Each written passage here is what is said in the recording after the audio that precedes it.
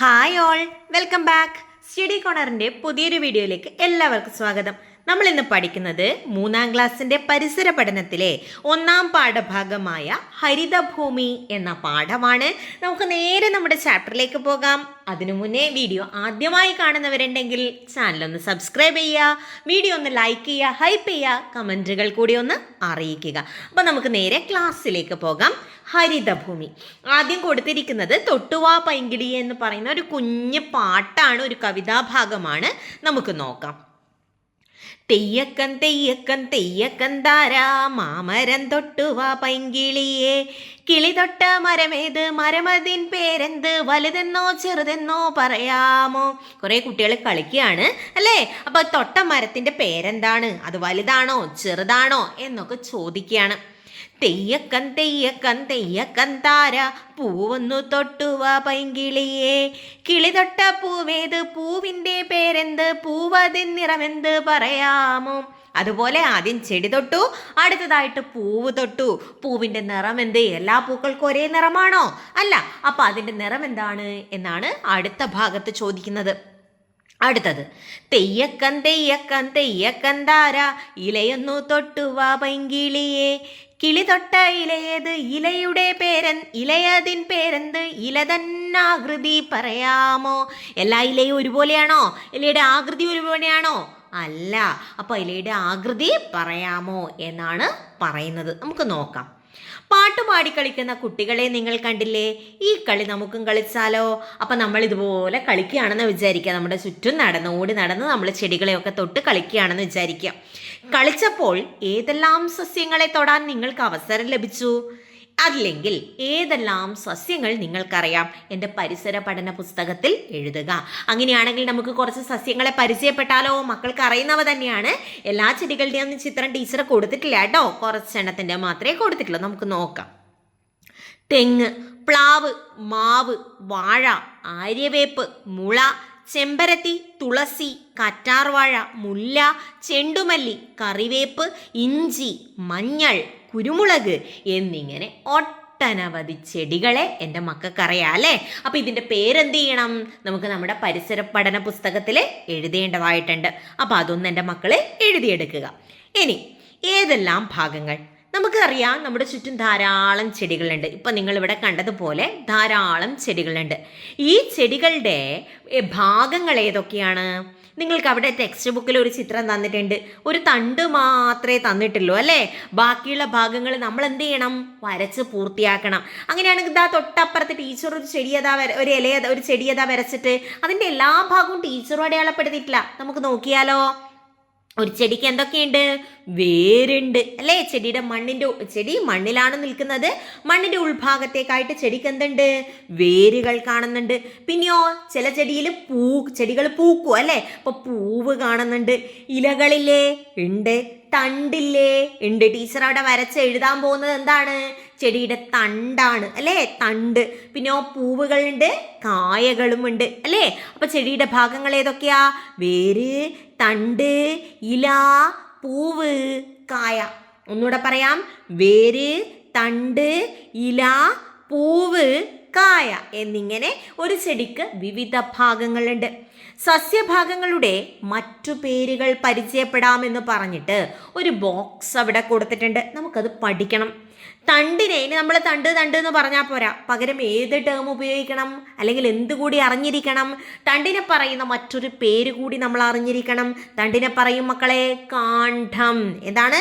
കാണ്ഡം. ഇലയെ പറയും പത്രം. എന്താണ്? പത്രം. നമ്മുടെ ന്യൂസ് പേപ്പർ അല്ല കേട്ടോ, പത്രം. ഇലയെ പറയുന്ന മറ്റൊരു പേരാണ് പത്രം. വേരിനെ പറയുന്ന മറ്റൊരു പേരാണ് മൂലം. എന്താണ്?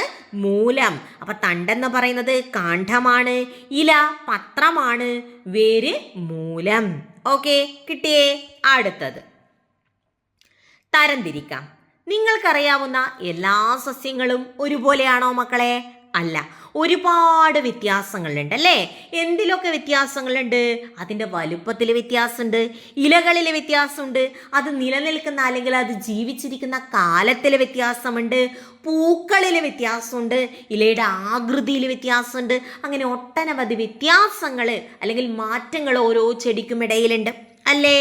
അപ്പോൾ ഇത്തരത്തിലുള്ള കുറച്ച് ചെടികളുടെ ചിത്രം നിങ്ങളുടെ ടെക്സ്റ്റ് ബുക്കിൽ തന്നിട്ടുണ്ട്. അപ്പോൾ ആ ചിത്രത്തിൽ കാണുന്ന സസ്യങ്ങൾ ഏതൊക്കെയാണെന്ന് നമുക്കൊന്ന് പറയാം. തെച്ചി അല്ലെങ്കിൽ ചെക്കി എന്നൊക്കെ പറയാറുണ്ട്.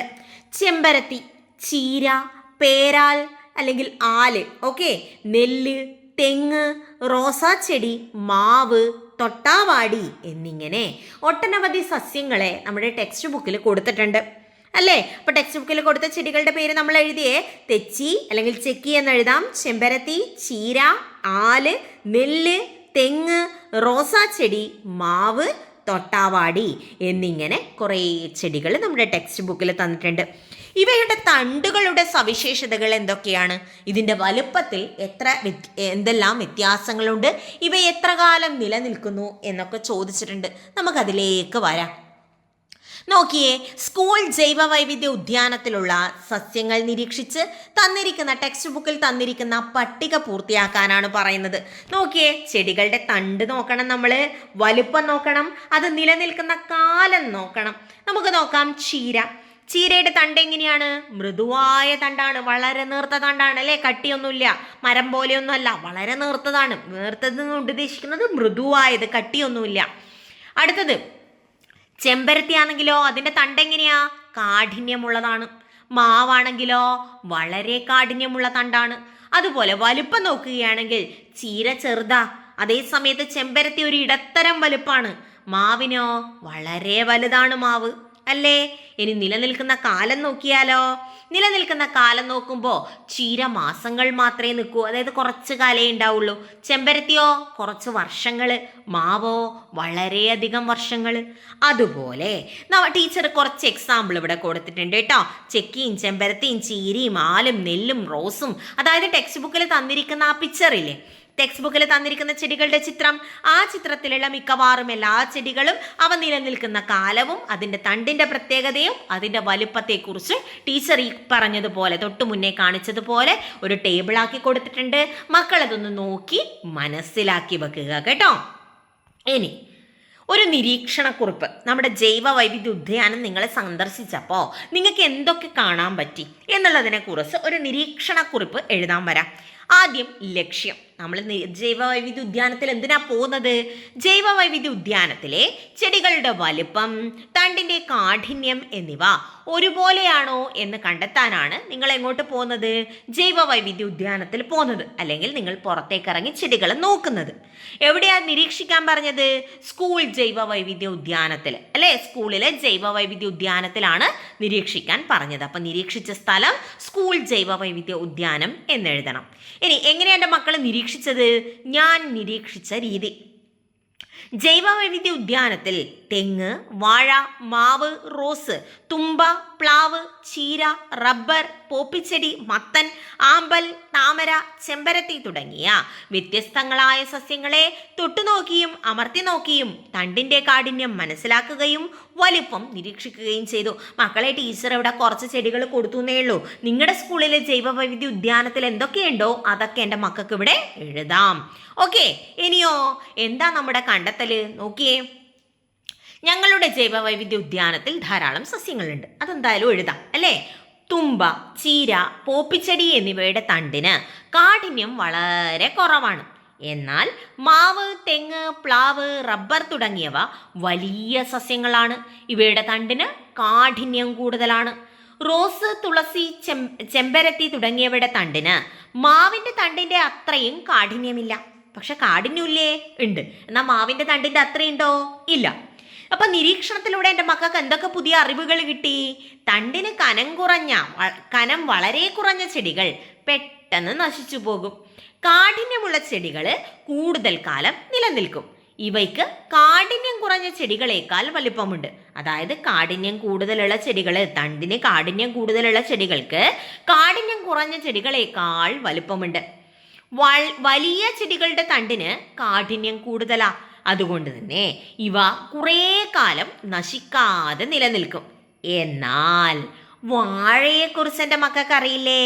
വാഴ വലുതാണെങ്കിലും എന്ത് ചെയ്യുന്നില്ല? ദീർഘകാലത്തേക്ക് അല്ലെങ്കിൽ നീണ്ട കാലത്തേക്ക് നിലനിൽക്കുന്നില്ല എന്ന് ഓർത്ത് വെക്കുക. അപ്പം എൻ്റെ മക്കൾക്ക് ഇപ്പം എന്ത് മനസ്സിലായി? നമ്മുടെ ചുറ്റും ഒരുപാട് ചെടികളുണ്ട്. എല്ലാ ചെടികളും കാണാൻ ഒരുപോലെയല്ല എന്ന് മനസ്സിലായി അല്ലേ? എല്ലാ ചെടികളും കാണാൻ ഒരുപോലെയല്ല, അവയ്ക്ക് ഒരുപാട് പ്രത്യേകതകളുണ്ട് എന്നെൻ്റെ മക്കൾക്ക് മനസ്സിലായി. അപ്പോൾ ഈ ചെടികളെ, നമ്മുടെ ചുറ്റും കാണുന്ന ചെടികളെ നമ്മൾ കുറേ രീതിയിൽ തരംതിരിച്ചിട്ടുണ്ട്. പഠിക്കാനുള്ള എളുപ്പത്തിന് വേണ്ടിയിട്ട് നമ്മൾ കുറേ രീതിയിൽ തരംതിരിച്ചിട്ടുണ്ട്. അപ്പോൾ അതെങ്ങനെയാണ് എന്ന് നമുക്ക് അടുത്ത ക്ലാസ്സിൽ പരിചയപ്പെടാം. ഇന്നത്തെ ക്ലാസ് ഒരു ഇൻട്രൊഡക്ഷൻ മാത്രമാണ്, ആദ്യത്തെ ക്ലാസ് ആണ് പരിസര പഠനത്തിലെ. അപ്പോൾ തുടർച്ചയായി ടീച്ചറുടെ വീഡിയോസൊക്കെ കണ്ട് അഭിപ്രായങ്ങൾ അറിയിക്കുക. ചാനൽ സബ്സ്ക്രൈബ് ചെയ്തിട്ടില്ലെങ്കിൽ അതൊന്ന് ചെയ്യുക. വീഡിയോ ലൈക്ക് ചെയ്യുക, ഹൈപ്പ് ചെയ്യുക, കമൻറ്റുകൾ കൂടി ഒന്ന് അറിയിക്കുക. അപ്പോൾ നമുക്ക് അടുത്ത ക്ലാസ്സിൽ വീണ്ടും കാണാം മക്കളെ. അതുവരേക്കും ഗുഡ് ബൈ.